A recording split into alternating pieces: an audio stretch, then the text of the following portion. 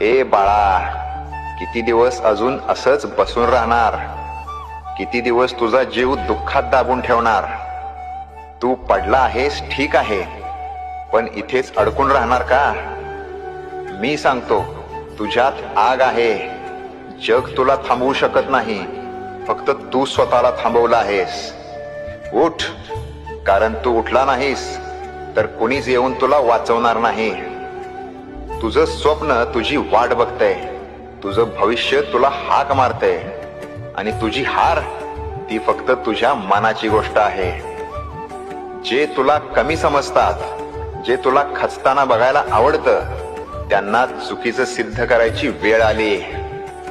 आता उठ, कायमच्यासाठी नाही पण आजसाठी, या एका दिवसासाठी.